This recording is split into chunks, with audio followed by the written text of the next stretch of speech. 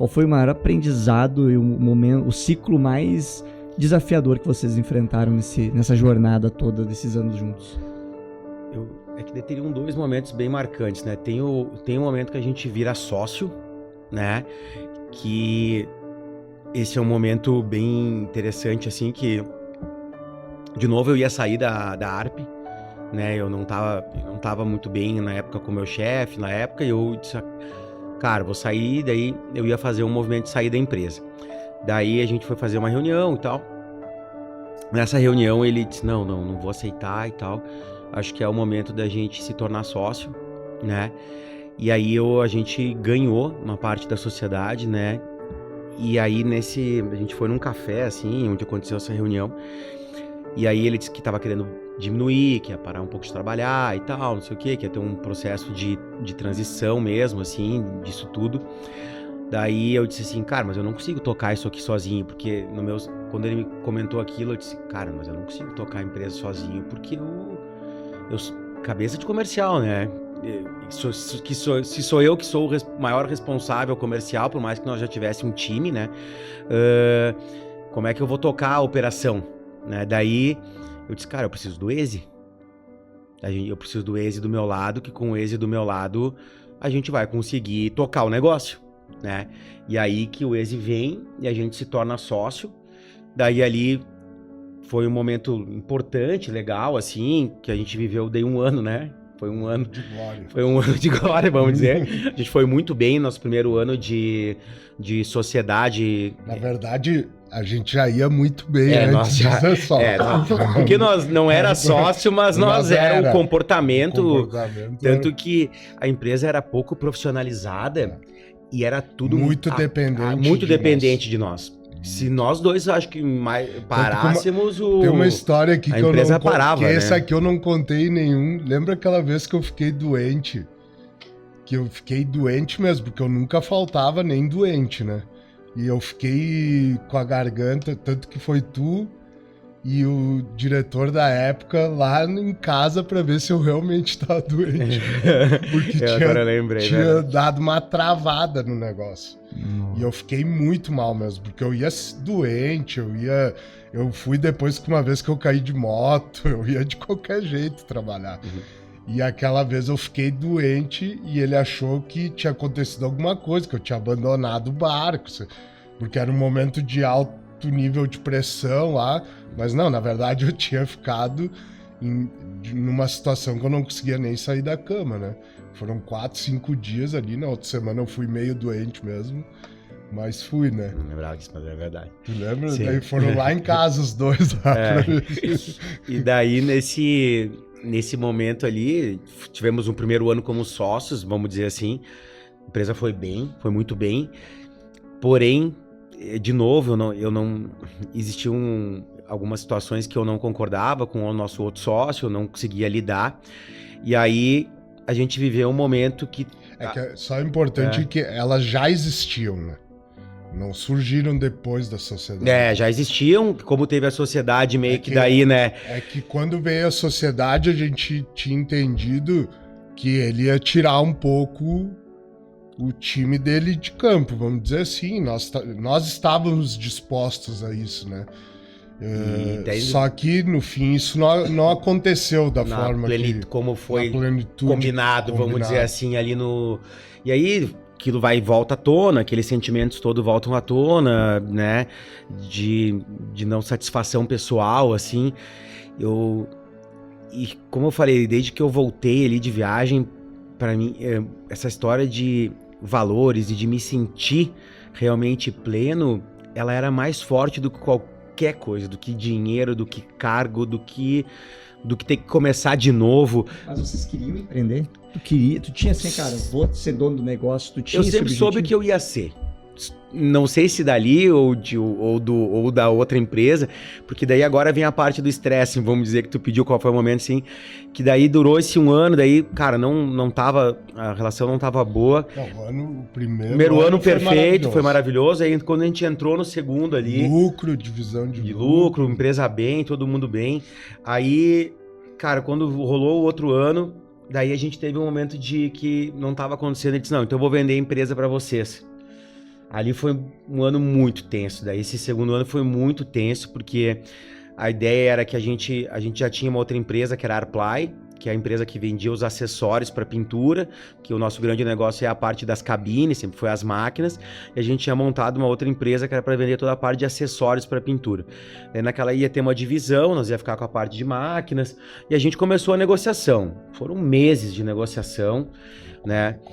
Quase um ano, assim, muito tenso, mas as negociações não conseguiam evoluir por vários entraves, era muito difícil. Cara, até que chegou um momento... Na verdade, por que tão difícil, né? Imagina tu ter que fazer a coisa acontecer no dia a dia, não externar isso pro time. Nós não tínhamos um nível de maturidade tão grande também, né? Então, pô, tinha que fazer o negócio andar, porque querendo ou não, era nosso também. Né? E ao mesmo tempo aquele conflito nos bastidores ali acontecendo diariamente, praticamente, né? Então foi um ano assim assim, olha, quase sem sono o ano inteiro, assim. De lembrar de ficar dias sem dormir, assim, muitos dias. Daí a gente tentou negociar, não conseguiu. E aí eu ia sair da empresa. Aí chegou um momento que eu decidi que não ia mais ter o que fazer, eu ia sair e ia me tornar sócio da Aspersul. E aí, nesse momento ali, quando aconteceu isso tudo, a gente acabou conseguindo fazer um acordo, e aí que nasce a fusão da Arp e da Aspersul. A gente faz a compra junto com o dono da Aspersul, e a gente cria o grupo Arp e Aspersul, que completaria esses 11 anos agora, né? Da fusão, que tem esses 11 anos, foi nesse momento. Então, eu acho que o momento mais difícil foi esse ano ali, né? De dizer assim, por tudo isso que aconteceu, mas depois teve crise, a gente viveu uma crise nossa bem forte, né? Quando depois da fusão, uns 2 anos, a gente teve uma crise, a gente tentou fazer alguns projetos e não conseguiu virar. E aí a gente teve que fazer isso acho que foi uns 3 anos antes da pandemia, assim.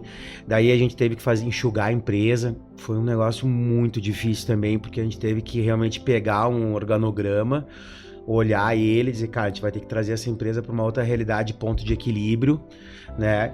Ali foi um momento bem, bem tenso, de não ter caixa, de ter que pegar dinheiro em banco, e a gente conseguiu, enxugou a empresa, né? E o interessante dessa parte da história é que, historicamente, a empresa nunca fez isso. Nunca teve essa dificuldade, né? A não ser quando era lá antes, como as pessoas... Mas eu digo, quando entrei, ela nunca teve problema de caixa, nunca vivenciou uma crise, então foi também um treinamento, eu digo, né? Deixa a gente mais forte. Deixa a gente mais forte. E aí, depois de uns 4 anos, foi um ano antes ali, um pouquinho antes da pandemia, a gente acabou comprando a parte do outro sócio, né? Ele já estava em outro momento de vida, é nosso amigo, tá tudo certo aí, a gente é parceiro, até homenageamos ele agora quando a gente fez o lançamento da marca, a gente trouxe ele, né? Homenageou ele também, pessoa que é bem importante para nós, e a gente fez a compra, pandemia. E a gente... Bilhete premiado, sem caixa, porque uma parte do caixa tinha ido para negociação, né? Veio a pandemia, e a gente teve... E aí o aprendizado daquela crise de 3 anos atrás que a gente tinha vivido foi bem importante. Qual que foi o aprendizado principal? O que foi importante que vocês usaram? Porque, de novo, a gente teve que olhar o organograma, olhar pessoa por pessoa e trazer a empresa para uma realidade ponto de equilíbrio onde ela pudesse se tornar rentável novamente. E não ficar esperando o sonho, né? Mês que vem vai melhorar, mês que vem vai vender, não. Porque a ação, ela tem que ser rápida e o mais assertiva possível, né? Manter as pessoas fortes, né? Que fazem o negócio acontecer e ser rápido, né?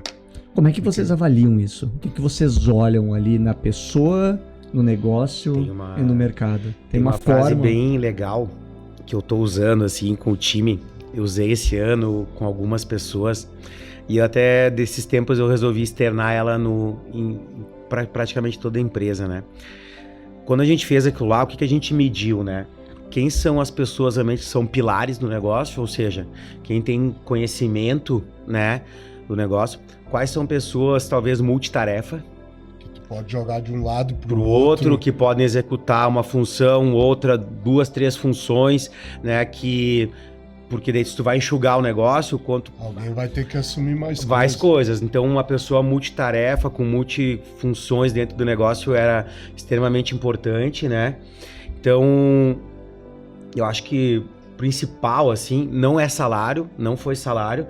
Na pandemia, obviamente, que a gente teve que, até com os que ficaram, a gente teve que renegociar, né? Praticamente pagamos metade do salário das pessoas que ficaram ali.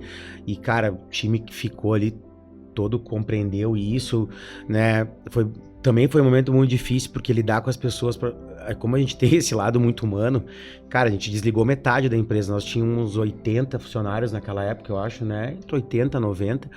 E a gente ficou com 40, né? E aí a gente teve que fazer esses desligamentos por telefone, por vídeo, né? Ainda que já tinha o vídeo na época. Eu lembro que eu fiz muitos, né? Eu fiz muitos por vídeo, assim. E esse pensamento na pandemia foi mais ou menos igual. Então, quem é que são pilares, quem que são multifunção, quem que são multitarefa. Talvez é um momento também de pessoas que tu queria fazer já tava meio assim. É o momento de tu ter a oportunidade daqui a pouco e poder fazer também. Eu acho que a gente não pode ser negligente a isso, né? Talvez aqui já estava meio desconectado com o negócio, agora é um momento relevante, né?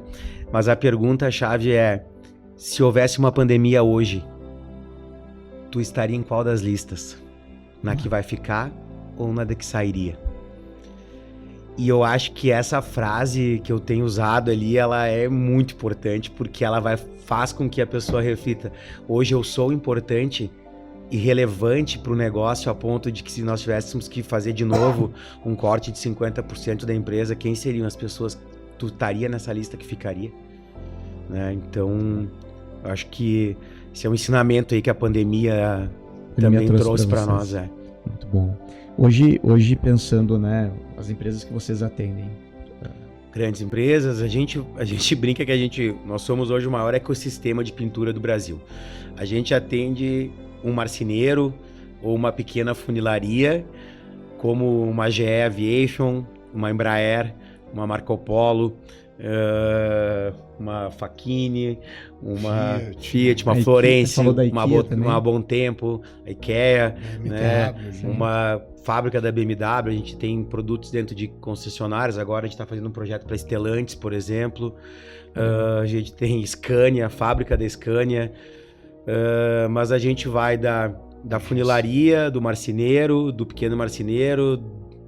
É muito grande. A gente fala que a gente tem máquina para pintar de um botão a um avião, né? Então, nosso universo de pintura é muito grande, né? Core é tudo para pintar. Core é tudo para pintar, né? Quando é tudo, né? É tudo mesmo. Desde um acessório menor a grande... Porque essa é uma grande transformação que a gente fez na empresa, que eu diria que tem uns 6 anos, assim. A gente sempre foi muito da máquina, né? As grandes cabines, as cabines de pintura, as máquinas. E a gente começou a trabalhar muito acessório.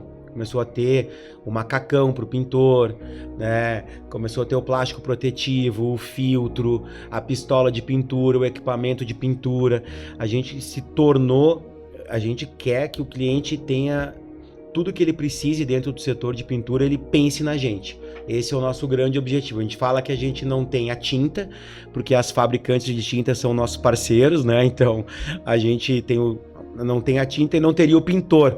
Mas agora a gente tem o robô, né? Então temos o robô. Então tu tem a opção até do pintor, né? Óbvio que ainda é um projeto novo, ainda está embrionário, a gente tem algumas vendas já, mas é algo que tende a crescer muito, essa parte também da robótica, da automação dentro do negócio. É humanoide ou... Não, é um braço mesmo, né? É muito parecido com o robô de solda, né? Que é bem popular aí, só que ele é adaptado para pintura daí, né? No projeto de pintura. Então isso é algo que a gente já tem há alguns anos, tem vindo, né?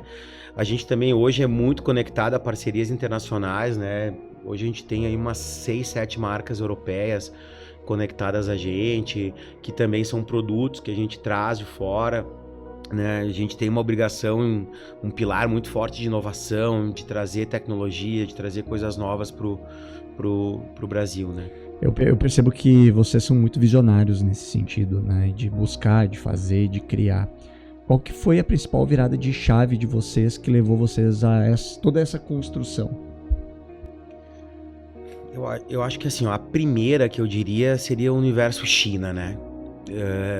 A gente faz muitos anos já que a gente importa da China, que uns 12 a 15 anos. Uns 15 anos. Talvez, eu ia dizer 14, tá? Mas provavelmente dentro disso aí, que a gente já lida com China, né? Eu acho que a primeira vez que eu tive na China já deve ter uns...